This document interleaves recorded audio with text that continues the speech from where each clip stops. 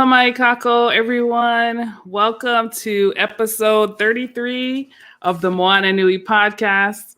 I am Moana, your host. And before we get started tonight, we have a couple of announcements that we'd like to share with everyone before we get started. So, couple awesome, dope projects that are on Kickstarter right now, and we highly encourage you to check them out.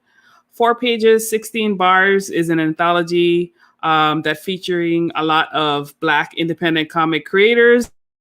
It's a visual mixtape and it's a tribute to hop in the artistic comic form. Definitely check that out. One of our stories is in there. And if you watched our panel on Tuesday night, Indie Comics, The Rise of Black and POC characters, quite a bunch of the creators are featured in this book. So you definitely want to check that one out. Secondly, Nightfall #2 by Wingless Comics is also live on Kickstarter. It has already met its goal and we're reaching for stretch goals now. So back with confidence, that project is definitely going to happen. On Monday, March 8th, we have another amazing special event. It's going to be a special panel called the Superwoman panel, and it's going to be a celebration of History Month. So definitely a lot of amazing and talented guests there. And then last but not least, on March 9th to the 26th, we're going to have the Moana Nui Season 2 campaign on. You guys were amazing and you came out strong to support us, to help us launch this amazing podcast. And so we hope that we will have your support again so we can continue to build it, expand it, bring on more amazing talent, and help us broaden and expand the platform to other venues and streams. So definitely check those out. Now tonight, I am honored to be joined again by a good friend of mine.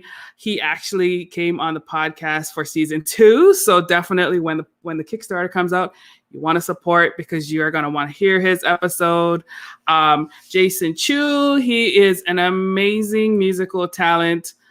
If you're not familiar with his music, you definitely need to check him out. Jason Chu Music on all platforms. So I'm going to bring him on now. What's up, Jason? Aloha, Moana. How you doing?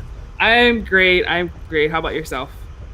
I'm good. I had a great little phone call before this with some good news. So I'm excited. To be here because we got a very special guest. Yes. I know coming up today.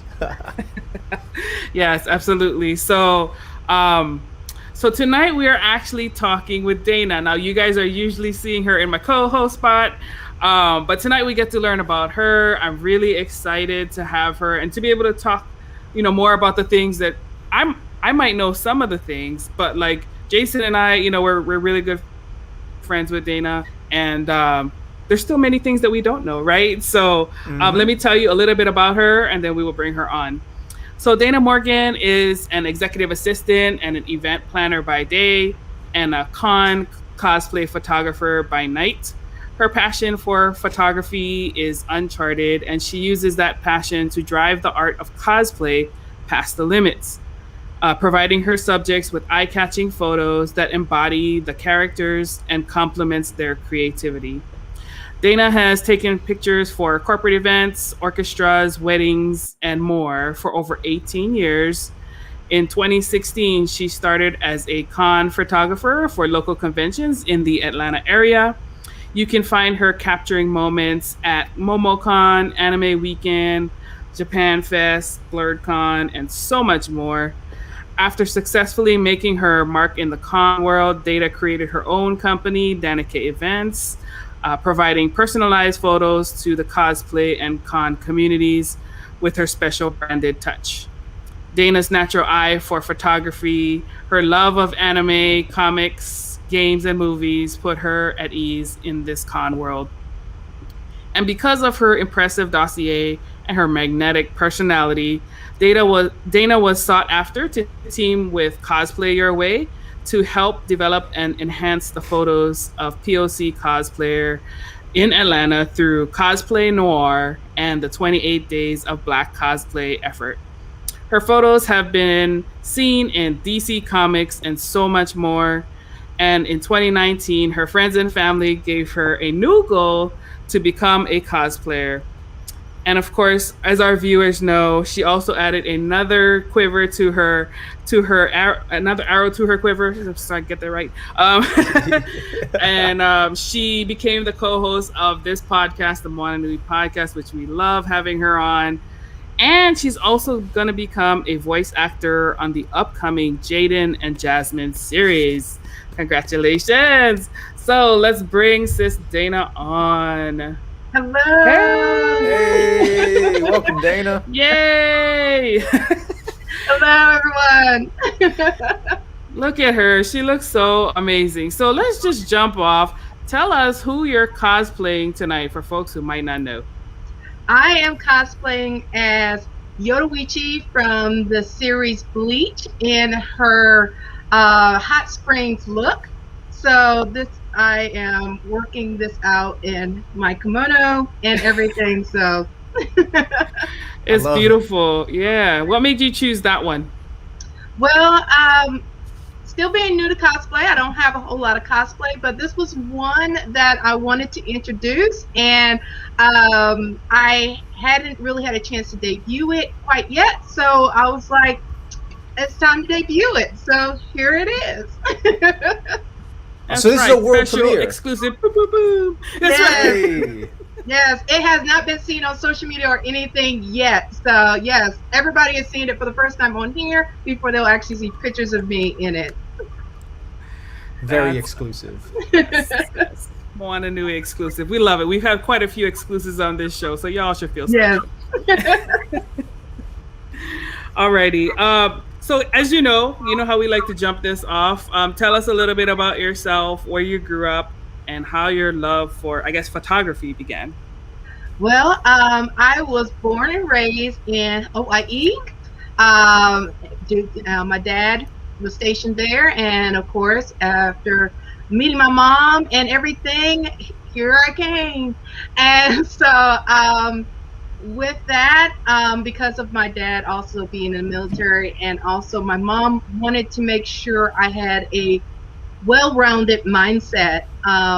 As I became an adult, she made sure I got exposed and introduced to a lot of things. So I spent some time in Germany. I spent some time in a couple different places before I ended up deciding to apply for high school at A.R. Johnson Medical Health Science and Engineering High School in Augusta, Georgia. So we ended up making our way there. I went to high school there, so and coming here to the continent, and then from there decided to also go to college in Illinois, and after a little time of that, I joined the U.S. Army. Spent a few years with the Army before I got eventually brought me to Georgia again.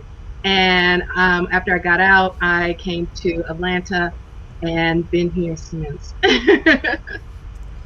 I love it. I love how many experiences you bring to the table. You know what I'm saying? Because I've interacted with you, I guess, through a couple of your passions, whether that's nerd culture, whether that's justice and equality, or whether that's even your corporate work. Yeah. And I'd love to hear, because obviously I only know even a piece of what you just shared, so it's great to hear that. How do you in all these different venues, what do you think that lifestyle of growing up, seeing the world, growing accustomed to different places, do you think that still shapes the way you approach all these different passions of yours? And if so, like, what are some of the ways that affects how you move through your passions? Definitely so. Kind of touch back on one of the questions Moana said when she asked me about photography. I end up dabbing into photography because my grandfather, he, I call it he had that typical Asian look of having at least 3 or 4 cameras deep on him. And one of the things he did was go ahead and grace me with my very first camera. And his only instruction was to me when I got my camera. He didn't show me how to use it or anything. He just said, capture the moments. He says, because capturing the moments become memories for those that are there and then become experiences for those that aren't there. And that's how I kind of just went with photography. And because of growing up in these different places and getting exposed to these different things, and even my parents were open-minded on making sure I was well-rounded, that the friends I made, if they were a different religion or went to a different type of church than I did, they encouraged me. It's like, yeah, go to church with them. So I have friends that are, Catholic, that are Jehovah Witness, that are, Buddhist, everything else. And I went to church with them growing up to see what it's like. That way I could understand the commonality of all these religions and what the differences that end up becoming because of man themselves. And then on top of that, I end up, as my sister calls it, I have the UN of friends. I literally have friends from it seems like almost every nationality and culture and everything. It was just something I just naturally just have with different people. And because of that, in both my regular job as an executive assistant, being an event planner or photographer, those aspects really shaped how I can give an experience. Because like in my daytime job as executive assistant, I work with people around the world. And because I was exposed to so many things and my parents encouraging me to understand other cultures and people, and understanding not only where they're from, but them as a person, and also the privileges we each have in our own rights, that allowed me to be able to understand and be able to be supportive and give that proper support to each person, whether they're in Singapore, whether they're in Argentina. And I make sure they have that positive experience while working with me. And then also the event planning, it helped me also when I get my creativity going, in that aspect. And also in photography, I tap into some of those things that I know, and to really make it, I guess you could say, as globally acknowledged as possible. Because a lot of events, I call it, people try to cookie cut things or use the same old thing. Well, of course, not only as con goers and people attending events, on a corporate side or on the nerd and geek side, you can only hear certain things or see certain things so much, and you're going to get tired of it. That's why there's so many different conventions out there, so many different things, and you have to keep yourself a step ahead of what you were doing before to keep that interaction. So even in my corporate world, I always think of like, okay, listening to people I interact with, and it's like, okay, what would be something that I know is something we're lacking that we can provide? So whether it's for DragonCon diversity inclusion track, okay, we need more topics based on the current climate to really hit home to diversity and the AAPI community, because that's not being really tapped into within the fan geek culture. We have all these diversity panels, but nothing tapping into the world that a lot of this culture comes from. So we need to have that. And then also talking about how, AAPIs are being affected here in the United States, and how not only AAPIs, but African Americans and other cultures' history has been so distorted that most people misunderstand and misinterpret our culture, our beings, and everything. And that's why a lot of this stuff is going on in this world today. So I want to kind of, I've always tried to be like that bridge Mm. because by bringing that knowledge and everything else, and then my experiences that I also gained from the people I've become friends with, I've crossed paths with, that allows me to continue to grow and to shape myself into a, you know, I tell everybody, and I even know for myself, each time you try to strive to become a better person than you were yesterday. And so by me continuing to educate myself, not only on AAPI history and incidents, but also within other things in the world, but also in the geek community and things like that, that allows me to continue to be a better person than I was 5 years ago, or a better person than I was 10 years ago. I love it. And I think, you know, as you share that, what's been going through my mind is how there's really kind of two sides of the coin, right? With, I think, like geek culture, let's say that, right? As I definitely grew up watching anime, watching science Mm-hmm. fiction. And I think it's so interesting how people can take the ideas from there and they can use it to become very insular, right? And we definitely have seen that with a lot of the backlash Yes. against, you know, certain people who want to diversify, certain people who want to bring different voices to the table, as Mm-hmm. though it's an existential threat. The flip Yes. side of that, though, is you can also take that same culture and become very embracing of others with it, right? Yes. And I love that you have taken your experiences and that's giving you an outlook on the culture that puts you on the side of folks who want to broaden up and Yes. open up. So thank you for sharing. Moana, where your head at right now? Well, I was just gonna say that, like, I love that you brought that up too, because like being open and uplifting the voices of different cultures is it's something that both Dana and I like have a passion for. Um, and so it was just so natural for us to, work on this podcast together. Probably a couple months ago, like earlier in, during the pandemic, like she and I had talked with another one of our friends, Tara, our other cousin, Yes. about like how to collaborate. And so when this came up and, Dana started talking to me, and I was like, you know what? Do you want to be my co-host? Because like, this is like something that it would just be so much better for us to do it together, right? Yes. And just having that unity. So that was another way, she talked about being the bridge.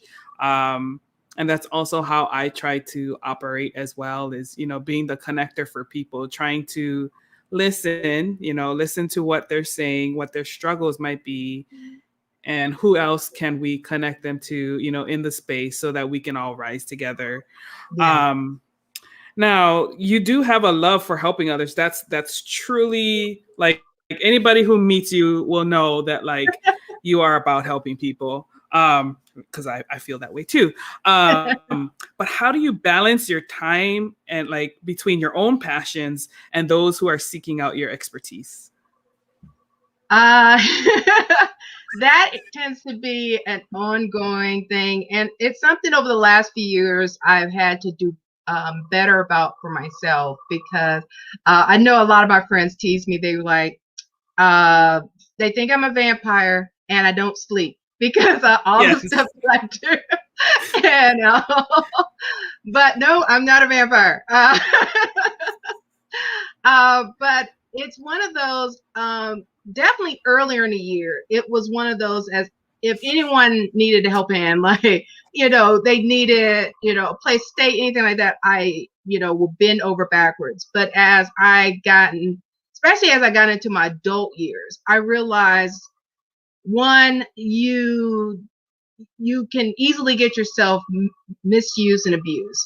And then the second part is you burn yourself out so much that your body will crash.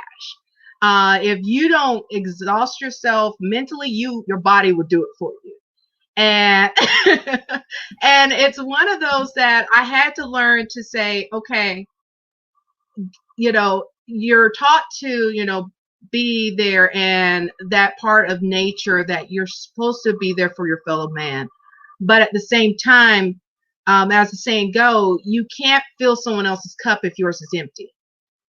And I had to learn to make sure I do better about that. So I started setting limits, like, okay, people know, okay, if you try to call me after 10 on a weekday, I'm probably not going to pick up. I'll see your call. I will look at the phone. It's like, no, this is my time. I need to work on this for me, or read a book, or do this for me, because I have to unwind, because I noticed I would know, and some of my friends would know, that my mind will keep going if I don't allow myself to slow down at night. And I will have times that I will wake up in the middle of the night. I've done this before with Marcus Williams. He is a artist and comic artist. And I literally was like, okay, this came to me, and this is a concept, and I think this would be really cool. And it was at 3:00 in the morning. I woke straight up from it. And it's like, I gotta slow my mind down and stop that, so I can actually sleep and allow my body and my mind to reset itself. Because by allowing that, your creativity becomes at another level. Because if you're so burnt out, your creativity is not going to get to that. Darius, is not going to get to that level that you are striving for. Whether you are a musical artist or just someone that is an event planner, you're not going to get that what you're striving for. You will know deep down what you want, but it's like, why is this not coming? Because you're not giving yourself those breaks. You're not giving yourself that time to reset. And I've had to learn to do that, and also set my limits to saying, okay, I got this, and this going on. What is your time frame of when you need this done? Because right now, these are the things I got to get done right now. And if this is something that don't need to be handled for another couple months, I'll come back to you. But right now, these are the things I already committed myself to. And that was just something I had to do better about. Whether it was photography, whether it's something for friends or family, whether it's for work, it's one of those. And I know my boss that I have now, she is really is the person who helped instill this to me, because she was like, look, she tells my team and everybody else, after this particular time, don't call Dana, don't message Dana. You can send her email, she'll see it tomorrow. Don't even bother about reading her. Only way you can call her after hours is if the building is burning down and Dana's the only one that have the number to 911. That is the only way you need to be calling her, after hours, because it's not that important that you need to be contacting her at 10 o'clock at night or something else. And she said, if it's because of lack of your planning and you're trying to have Dana to pick up the pieces, that's on you. Dana will help where she can, but don't put that burden onto her. And because of how she did it, that helped me to reevaluate my own self, to say, okay, I need to pull back on certain things too, because there were times that I'm working my Monday through Friday, and then my weekends I'm going right back into my Monday to Friday. There's no time for rest. And anybody who's works for a con or been involved in a con, the cons go throughout the weekend. And if you, especially new con goers, if you're a con goer too, they will go, okay, I'm going to go, and I'm going to go right back to work on Monday. And then by Monday afternoon, Tuesday morning, you're just like, I don't know, I'm tired, I don't know what I was thinking.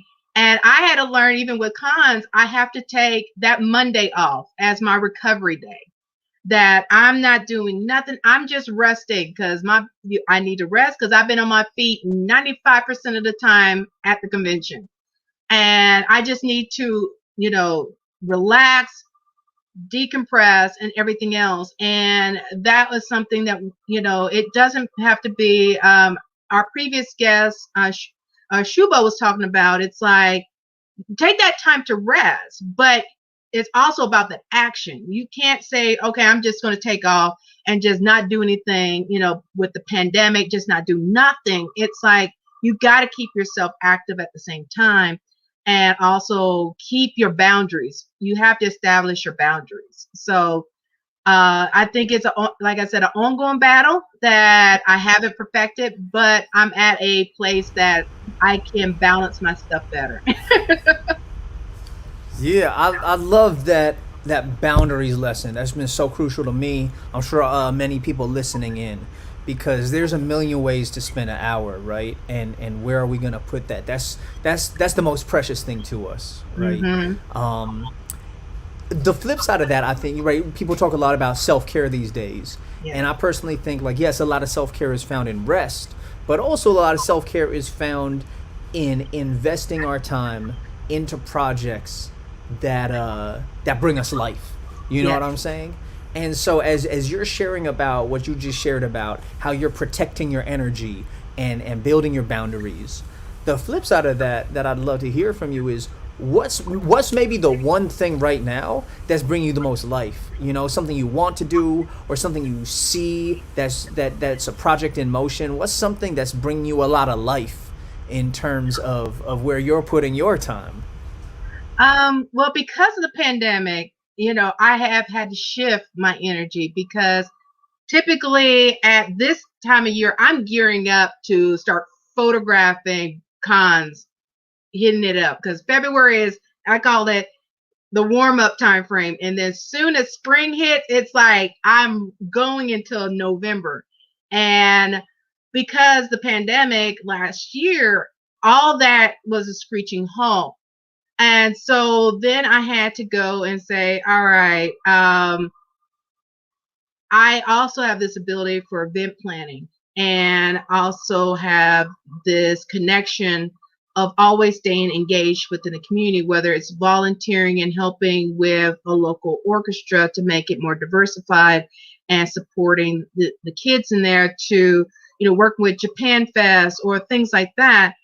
I had to change, okay, a lot of things are being canceled. How can we still provide these ways that fans and people can still stay connected, because at the same time people are getting Zoom burnout from meetings and everything on there, and how can we revitalize and change things up that people can still enjoy themselves. So, working with some of the cons and helping them virtually, like Subsume and DragonCon, even for my own company, coming up with virtual options, such as in December, doing for a holiday party that's usually in person, coming up with the idea of doing a virtual concert, because people missing during the pandemic, the arts has been keeping people sane. Uh, as much as people have um, taken the arts away from schools and not supporting them, the arts have come and really came to bat throughout last year and this year, from bringing us entertainment on Netflix and HBO, from the music that we hear, and our musical artists and creatives such as yourself, Jason, and Alan Z and Shuba, giving us content that we can see on and Instagram and Facebook and YouTube, that we can still feel connected and getting that music, because like I said, music soothes the soul. So it's like getting that, as much of animosity that was going on, the anger, the disappointment, the sadness, all this was compiling with people, and music and art was helping to find avenues for so many people. So I was diving into providing other ways, and of course now tapping in with Moana with this podcast, bringing in guests that can have a new perspective, introducing people that may not know them, to get introduced to new artists that they can hear music through, to see their creativity, from indie artists to uh, anime artists to animators, all that in between. That so many people, while we're still in this situation, can get that exposure and get another method outside of just being on social media, to get some positive energy from these beautiful and creative avenues. Yeah, that's awesome. So like we've had like so many talented creators and guests. I mean, Jason, of course, being one of them. Yeah. I'm gonna ask you a question.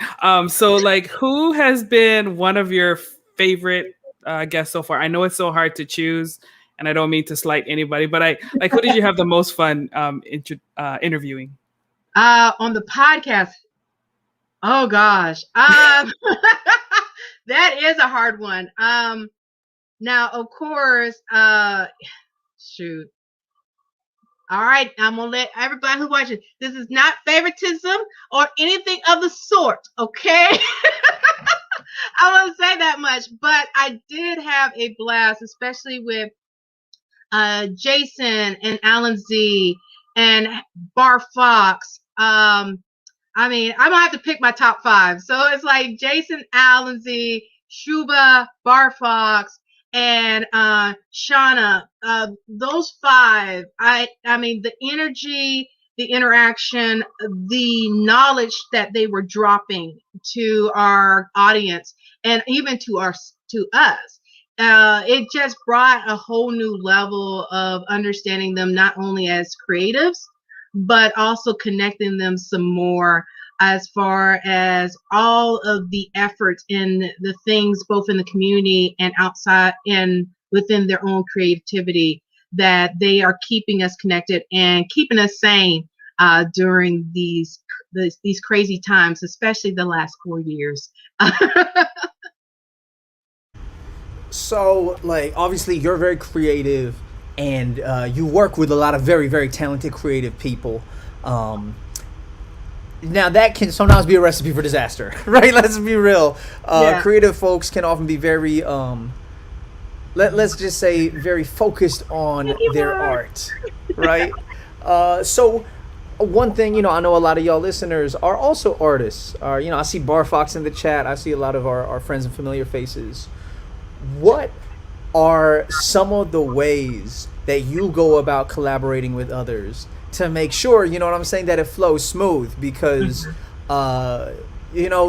you work with so many talented people in different arenas. Mm-hmm. And what are a couple tips maybe you could give listeners in terms of, hey, this is how I interface with these people to make sure that everything, runs well, people feel respected, and so on. For me and my different avenues that I've worked in, it's one of those.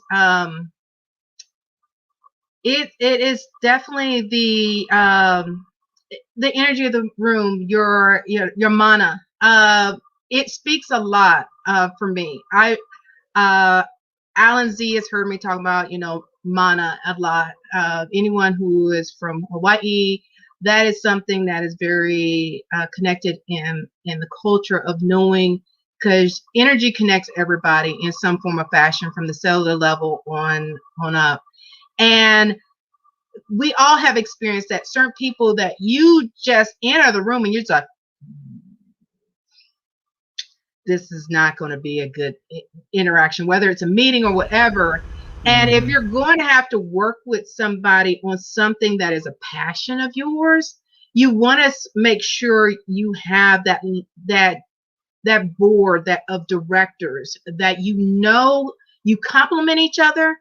They also bring something that you need, and you also complement them, but at the same time, you're not bringing each other down. So, whether it's in photography, who I work with when I'm photographing, to working on an event. So like, when I was planning this virtual concert, I'm like, okay, who are the people that will connect? One, I want to diversify this virtual concert for my job. The one thing that is not commonly seen for a concert outside of K-pop is AAPIs in a concert that are in genres that they are not typically considered to be in. So I was like, okay, who are those that I know can bring the energy and bring what my company's employees are looking for or needing in this time frame? Because in December, we had almost been a year working from home. So everybody was kind of exhausted. There weren't the concerts that we were needing. And I was like, okay, I'm gonna hit up Jason Chu. I'm gonna hit up Alan Z. I want to hit up Shuba. I'm hitting up Tweet. And each of them were bringing a different element. Alan bringing both the R&B and hip hop aspect. Shuba bringing the pop aspect.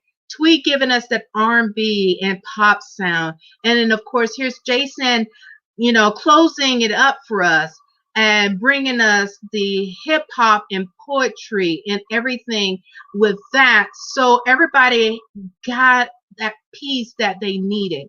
Whether you like hip hop, whether you like R&B, whether you like pop, you had someone you can listen to and connect to.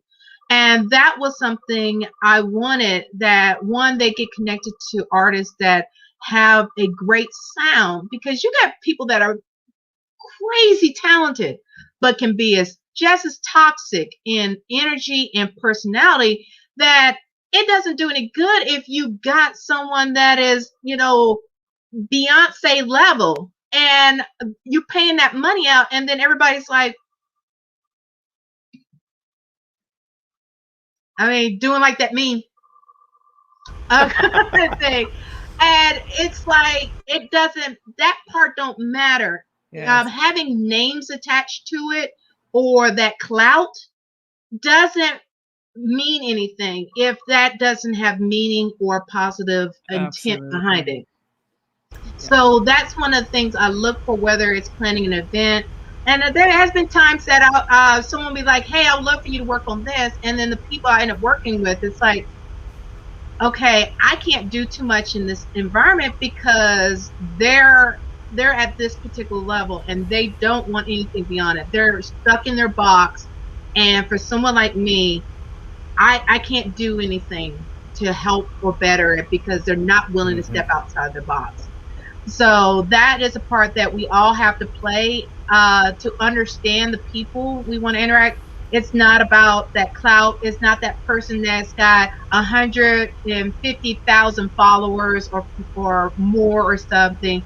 It could be that person that just may only have 5,000 or 100 followers, but they have that energy, that energy, that connection to people. They have that, overall aspect that you need to bring your event or whatever you're doing to the next level.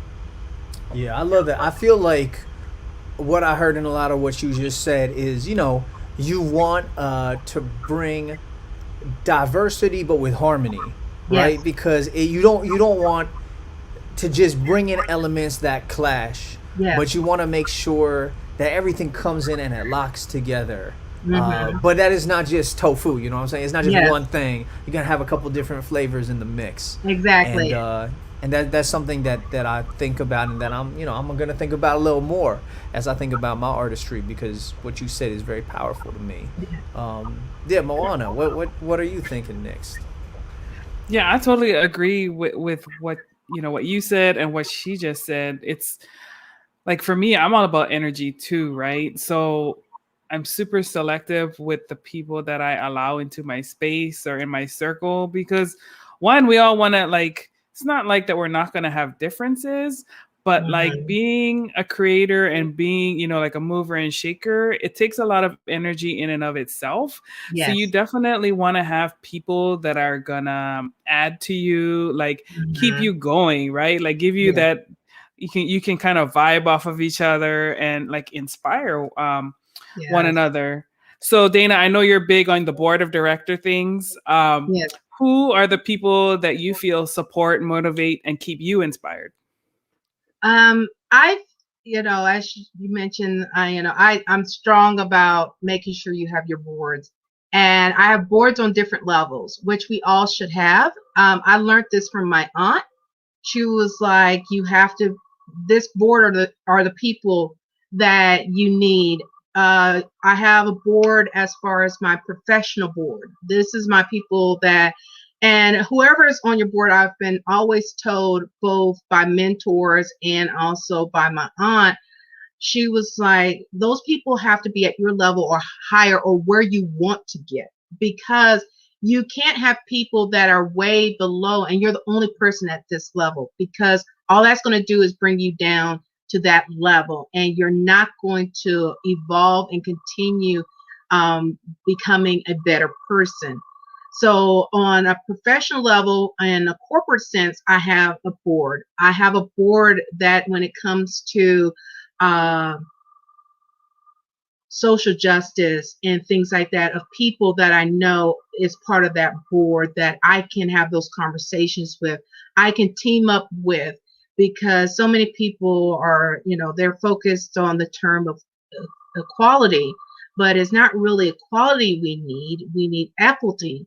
We need to have, that playing ground that everybody else can benefit off, because everybody has been used to the term equality. But if I give this person who's down here the same amount as this person here, they're still not going to get to the level of where we are by giving them the equal amount of stuff. Prime example, think of your COVID money that you got. Everybody got the same across the board, but there's people that was without a job because of the whole pandemic. $600 was not viable for them to live off a year, but we got equally the same amount of money. That wasn't what we needed in that situation. The people that were most affected needed more, because they were in a situation that in order to be equal to everyone else who's doing better, they needed more. They didn't need the same amount. And that's where we have to strive for, is the people that I constantly hear was like, well, if we go into race relations and things like that, people constantly will say, well, African Americans had it this way. And then you also hear, well, Asian Americans had this. We all had our own battles. We all had our issues. But at the same time, there were times that most people don't realize we had solidarity, that we came together to be able to support each other, because we found common grounds, that there's some things we had in common. And it's one of those that, yes, African Americans went through slavery. It took them hundreds and hundreds of years to finally get to where they are now. And a lot of other cultures didn't go through it. Native Americans is still not having that respect, and this is their country. And so all of us are at a different level of the playing field right now. So that's something that we also have to look at among each other, that we need people that understand and can bring that different level of thinking. So a lot of times, like Moana will say, hey, Dana, what is your thoughts? Look this over. And then I will review it from my point of view and say, okay, let's change this. Because she also knows from where I come from, with me being an executive assistant and my background, I can bring a certain element. At the same time, I also know if I'm working on something and it's like, okay, we're doing something for Asian Pacific Heritage Month in May. All right, let me connect with Jason and find out additional people we can connect to take things to another level that we need for that. That's part of that board, the people you can depend on and you can work with, and that can bring you up on the things you're working on. You can also help them. So cosplay, I have my board there. Photography, I have a board there. A lot of people think it's just one set of people that is helpful for everything, but the people you grew up with are not going to give you the same support you need in building your business, because they don't have that knowledge base. You may have a sprinkle here and there that may be able to help you, but you can't bring all of them to help you in that element. And then, over here is a whole different element. So some of the people, you may have one or two people that can go across all boards, that you have a seat in all of them, but you won't have that with everybody. Yeah, I love that. I love how you, first of all, I want to say I love the conversation, the difference between equality and equity, right? Like, because I think there's equal measures, there's equity, and then there's equality, right? Equal measures just preserves the same systemic oppression that's already existed. Yeah. Equity is letting people buy into the system and profit off the same system that's profiting off of them. Yes. And the ultimate goal, right, is a state of equality. Yes. But you can't act like you here when really we just over here. So I love you saying that, and I also really appreciated your talking about how I thought that was a very big key that you dropped right there about having these boards of advisors. I think of it often as like a mental Rolodex, which I know is a very old fashioned metaphor. Yeah. But but you know Old what I'm school? saying? Like, yeah, we about that. Where's my Your Google contacts. Kangol hat? Yeah. But I love and that is actually something that I think people do not talk about enough in terms of how you get up in this world, right? Because I think a lot of times you go to extremes, right? People are like, yo, stay loyal to your day ones. Yeah. Real, not all your day ones are the ones to bring in when you got the new 6-figure deal, when you got the new startup. The flip side of that, though, is if you just keep switching up, if you're not loyal, if you're not down, then nobody's going to rise with you, and nobody's going to want to lift you up. So I love how you phrased it. Like, you got all your people and they all on deck, but they on deck for different things. Yes. And the awareness of that, I think, is so crucial. Yes, exactly. Yeah, so I know, like we've been going a little while. We still got a little while to go, but like I love to sort of like spin it up a little bit, make it a little fun. Like, we're all in pandemic, we're on the panoramic right now, and like, what are you binge watching? You know what I'm saying? What's popping right now for you? You got that new PS5? Like, where you spending your time for just this? We talking nerd, geek culture. What's the element of the culture that really excites you right now? Wow. But I definitely don't have the PS5. I tell people my gaming kind of hit the back seat as I got more into photography and event planning. I'm getting back into gaming. I got a PS4 and a Wii, and so the PS4 gonna do what it has to do. But as far as more into my own geekdom that I spend time with since the pandemic has hit, I have been catching up on a lot of my anime, watching different series and things like that. I also, a couple of my friends allow me to drop kick me into the rabbit hole that is called Asian dramas. So I tend to do this thing that I'll spend a little bit of time watching Asian dramas, get a few series into that, and it's like, all right, break, anime time. And in between that is I am a big collector and supporter of indie comics. I do love my mainstream comics and my characters. I will go and see my MCU, my Marvel Cinema Universe movies and things like that. But as far as on the comic realm of me purchasing, I am going and I'm getting my, my book Her from Malachi Bailey. I'm going to get my, Tuskegee Heirs with Marcus Williams and Greg Burnham. I'm getting my, my different comics like that, of these different artists. Because when I go to a con, ever since my very first convention I went to, and first convention I ever went to was in 2014, and it was the first thing I did. I beeline right to Artist Alley, and I didn't go and see the guests and everything. I went straight to Artist Alley, and of course in 2014 that was the first time I met Marcus Williams, and I was like, "Ooh, I like what you're drawing. Can I commission you? Okay, this is what I want." And then, I'm getting commissions from the artists. I'm getting, ooh, let me check this comic out. Okay, I want to buy, all your comics right here.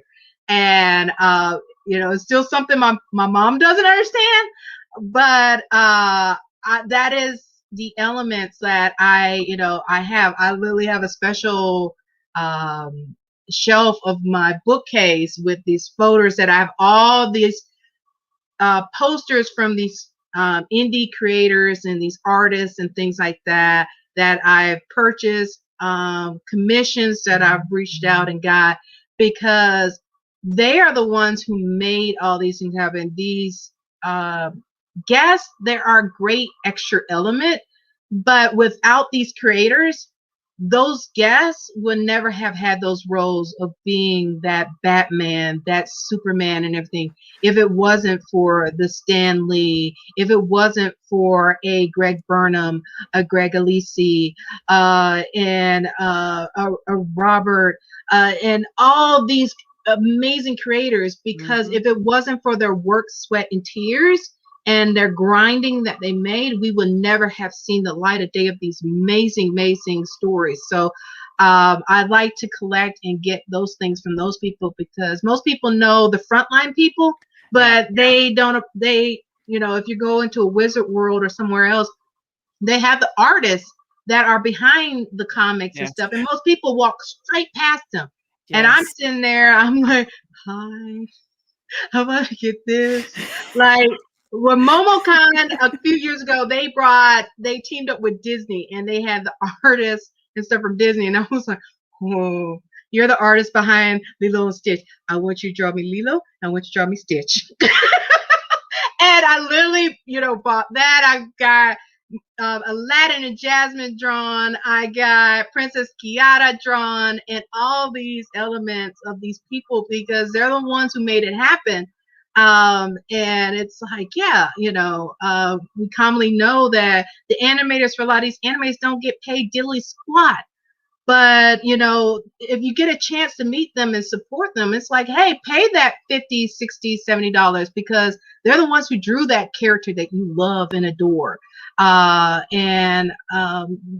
These conventions are giving them light and giving you a chance to meet them that you normally wouldn't. So those are my passions. And as far as what I'm watching right now, I just got to the end of season 1, which I enjoyed. It's on Crunchyroll. It's a series called Psychic Princess. It is a Chinese anime. So all of the voice actors are from China, Chinese voice actors, and the whole setup is all taking place in China and things like that. And I just love the whole storyline for that one. So I just finished watching that. I tend to have several series going at the same time, especially the new ones, because they release one per week. So I like to do this thing of like waiting a few weeks for this anime to at least get about 5, 6 deep, so I can watch a little bit of this, go over here, watch a little of this, watch that, and then after I do a couple months of that, I go back to my Asian dramas.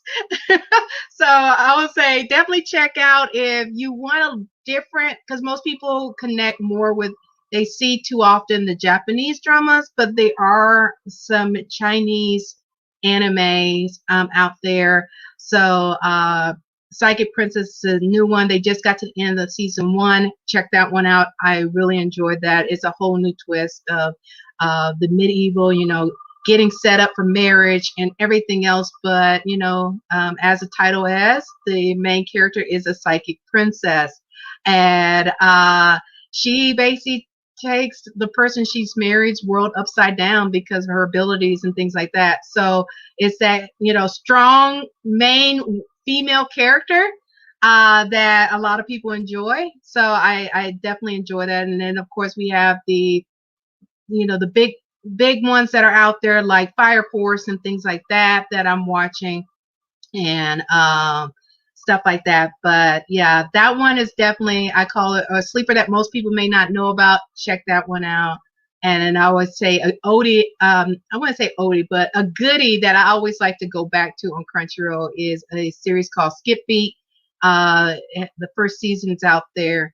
And the best way to describe it, if you ever had your heart torn out by someone you like, and you find, and it's because they did you dirty, this particular character does everything you probably thought you wanted to do in getting back at them, but she actually does it. And it's the whole scenario of the Pandora's box just opened. So it's called Skip Beat. Both series are on Crunchyroll. And as far as Asian dramas, I would say good ones to definitely check out is there's a Korean drama called Hi Bye Mama. Uh, Please have Kleenex on standby. It is definitely one about family and things like that, and about how life is after someone passes on and everything. So it's definitely a good little series out there to check out, to watch. And for those that definitely watch it, it'll make you appreciate your family if you have that disconnect. Yes, Skippy is interesting. I'm waiting for season 2, but if you're reading the manga, it goes even further, and the steps and things that she is going and doing, it's like, I thought that. I never did that. And she's doing it. Okay, she's going to choke him. She's going to choke him.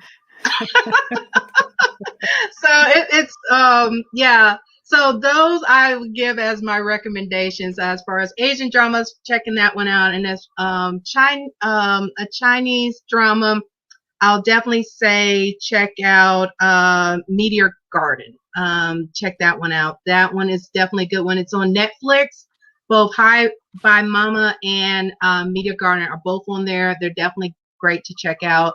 Of course, Meteor Garden takes place more high school range, and it's a Chinese drama. So for those that's looking for dramas, those are my 2 recommendations for dramas.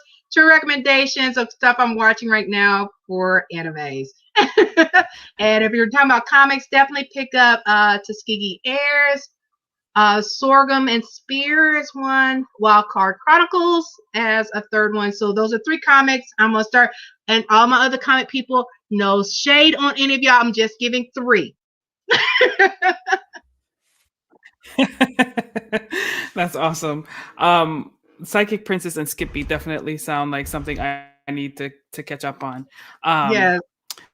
So one thing I did want to ask, which popped up kind of at the last minute on your bio, which I didn't know about, is your voice actor gig. Now, so before, you and I have been talking for like a long time, but it had only been on Messenger, right? So Yeah. when you invited me into the holidays concert and I heard, like the voice, I said, is that Dana? Her voice is amazing. Like she would be a great voice actor. So like tell us a little bit about, or if you can, Yeah. about the what's it called? Jaden and Jasmine series that you're going to be on. Yes. It's funny because I've had people tell me along, especially if you call me at work. I call it, I have my work voice. And I have, when I'm hanging out with people that I know voice and I'm just in total chill, and it's just like that. And a lot of people, if they call me when I'm at work, I'm working, they're just like, so a lot of people have told me, it's like, you have the voice too. And I'm just like, oh, okay, yeah, all right.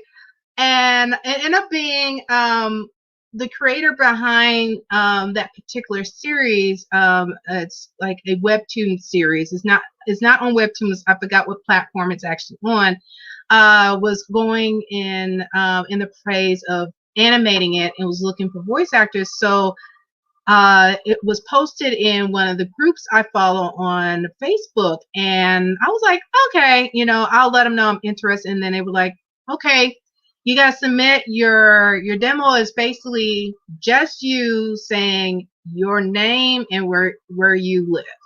And so when I did it, I was like, well, here's my voice, this is it, but then this is also how I sound.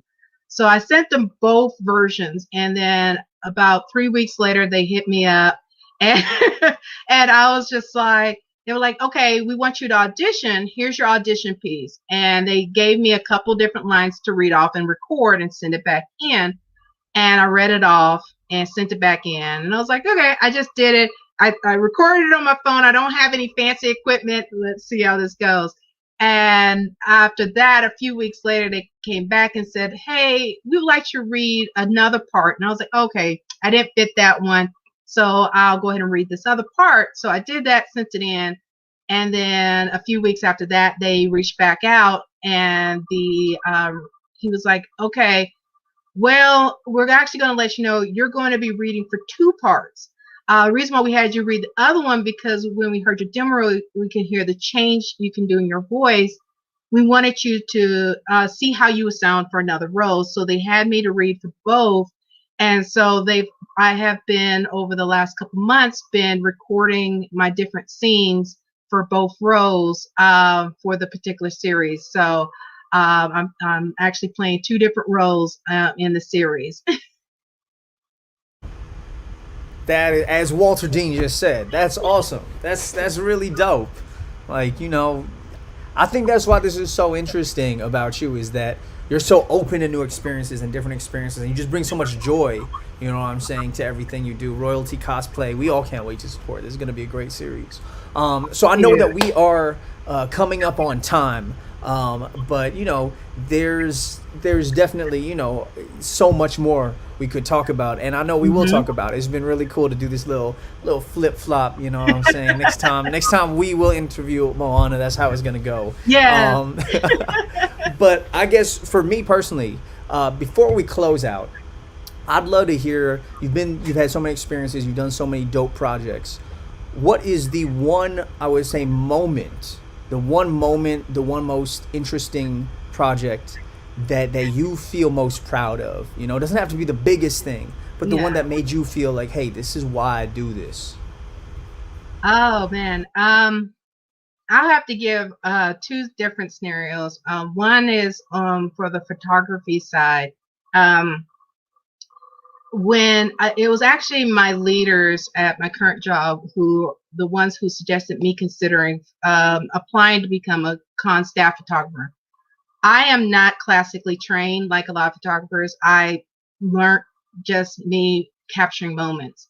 And so I was just like, okay, that is going to be so much out my element. I am not on that level of these professionals and stuff like that. So my boss was like, go check out a con. Go check it out, get a feel, and go from there. And I went to Wizard World when it was here in Atlanta, and went, and I brought my camera. I was just snapping pictures. I was going to Artist Alley taking pictures. The artists and stuff were like, let me see your pictures. Oh, can you send that to me? And I did that. And a few hours into the day, I ended up having one artist come up to me and said, hey, one of the staff members wanted to talk to you. And I'm like, okay, did I do something wrong? Did I take pictures where I'm not supposed to? And he ended up saying that he found out from the artists and stuff that I was taking these pictures. They loved the shots I was taking. Would I be interested in photographing for the convention? I was like, okay, cool. And I was like, what do I have to do? And they were like, okay, any of the guests, you can't fangirl, all this. And then they were like, all right. And initially I was going to be assigned that day to photograph for the next day, which was a Saturday, Agents of S.H.I.E.L.D. I was going to photograph them. But then they got sent back to Hollywood because of change of schedule. So then they were like, hey, we're going to get a replacement guest coming in. Who is willing to take on the guest? Well, nobody was volunteering for it. So I was like, I'll take it. I don't know who it is.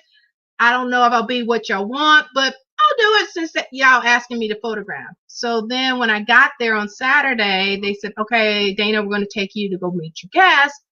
And so I was like, okay. So they walked me behind this to the stage where I was supposed to meet my guest. And they were like, okay, Miss Dana Morgan, we'd like to let you meet your guest. This is Mr. Stan Lee. And I'm like, So deep down inside, I'm trying not to fangirl like they just told me not to, but you're going to give me as my first guest, Stan Lee. And they explained, they said, if we told everybody on the photography staff that we had Stan Lee, everybody would have been fighting over him. So we wanted to see who would take a guess without knowing who it was.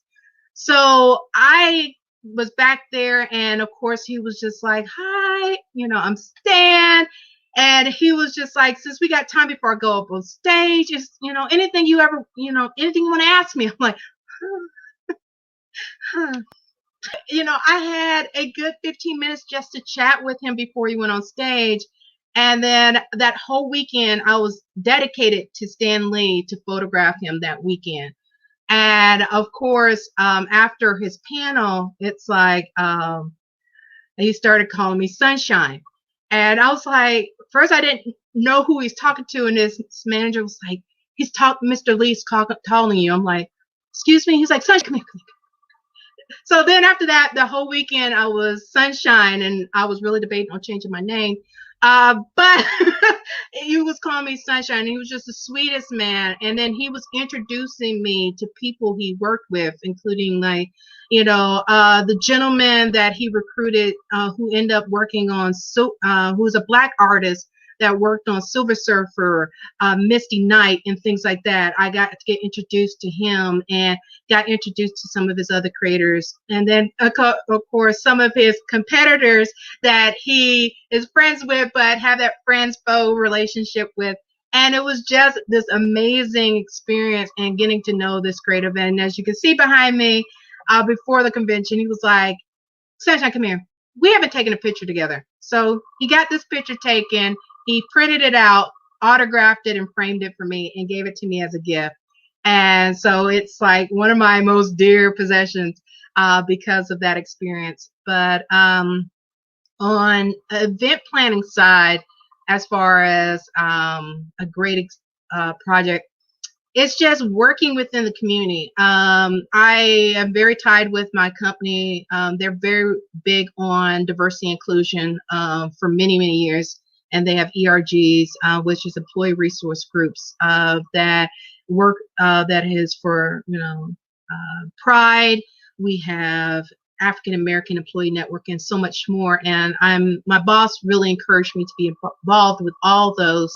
And with that, I, have been connected to the National Association of Asian American Professionals, working with a lot of nonprofits and things like that.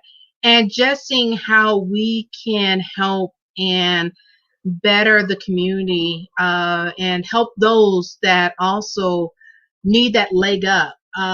We even have a program that we are working with our groups, one of our source groups named for Salute, that works with things regarding the military. We work with vet dogs, and we actually have a couple, one person in our office that actually train animals to become emotional and guide dogs for the military at no cost. And our company has been, I've been working with them as we raise money. We've already sponsored one dog. Her name is Kimberly. And we just finished funding our second dog, whose name is going to be Clark.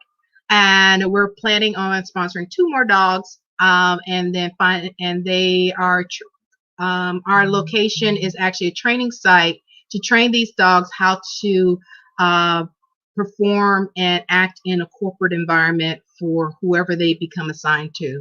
So we literally have them at, like, they'll come to my desk, they go to meeting rooms and everything. And one of the guy who's training them we take them to Publix. We work with Publix and let them go to the grocery store, knowing how to get items for someone that cannot do that. Being that support, if somebody, knowing when they're having an episode for someone that have PTSD and things like that. So I've really enjoyed on the aspect of the community, because we can really see how things, how we help others. And then as far as cosplay, it's my very first cosplaying was my biggest time. I was on the fence on cosplaying for the longest. And then I had people like Bar Fox and Dean's List and stuff was like, do it, do it, do it. You have the look, you can do it, you can do it. And I was like, no. And then finally I was like, fine, I'll do it. And my first cosplay was Yoda Wichi as in her captain form. And I did it at BlurCon 2019. And when I came down, I had to learn how to put contacts in, and put a wig on, and these layers of outfits. And I was like, I've always had appreciated cosplayers, but after doing that, I was like, oh, I don't know how y'all do this. This is hot. And I came downstairs, and literally after I came downstairs, there's this mother and her daughter, and the little girl was just so excited. And I was standing beside a cosplayer that's dressed as Storm, and she's like, can I take a picture? And I was like, okay. She's talking to Storm, move out the way. She's like, no, you. And I'm like, me? She's like, yes. And my friend Nakia, she snapped pictures of the little girl. And I said, do you want me to hold you when I take a picture? She drops down, she jumps up in the air, and she runs towards me. I pick her up, and she's just beaming, and she's interacting and talking to me as I'm in this cosplay and taking pictures, and she's asking me all these questions. And then once I put her down and everything, I looked at my friends and like, this is why I cosplay now. This is why I cosplay.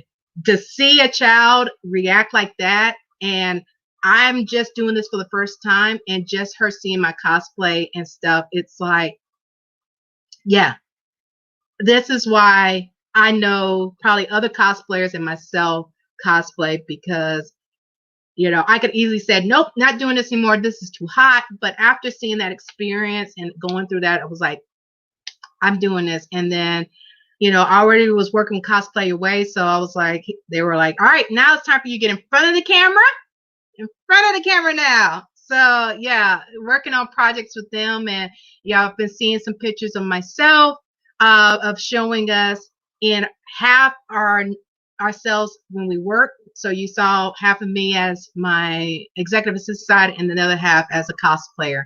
And they had a documentary that they talked to me and several others to kind of really talk about it. So if you haven't checked out the documentary, it's Cosplay Your Way in color. It's on Freely. You can go to freely.tv to watch it on channel 109, or you can download the app for free. And it's going, I'll definitely share what times it's showing tomorrow, Saturday and Sunday. So y'all can check out. It's an hour long.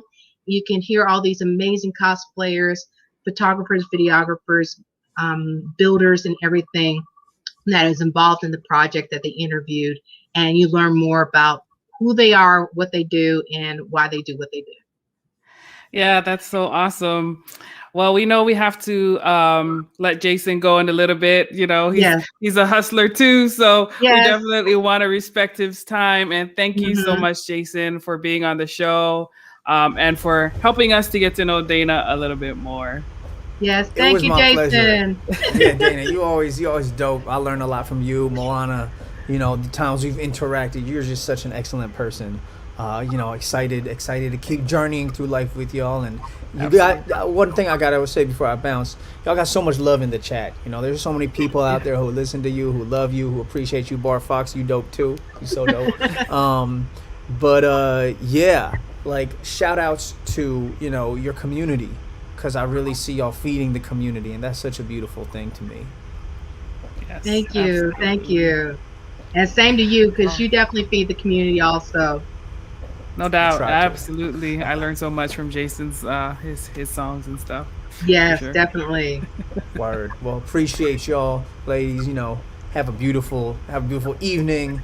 And you know, y'all can all find me at Jason Chu Music. Tap in anytime. Yes. Yes. Alrighty, take care, Jason. So thank you, sis, for being on the hot seat tonight and just helping our listeners get to know more about you. This was actually a lot of fun, and we had some folks commenting like, yes, we need to do a flip-flop so we can change it up. And I got some ideas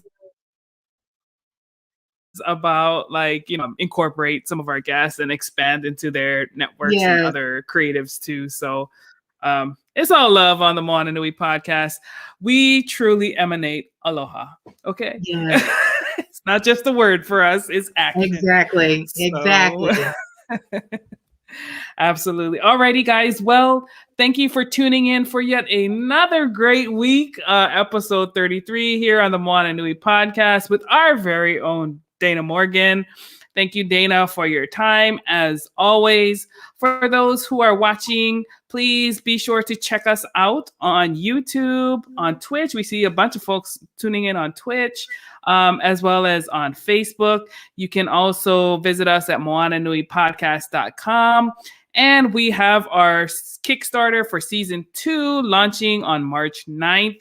So we'll definitely look forward to your support. to help us bring more amazing content like this. So if you like what you see, if you like what we're doing, please, please, please support us when our Kickstarter launches next month. Yes. So with that said, I am going to say good night to all of you. Thank you once again for tuning in. I hope everyone is safe and healthy with your families.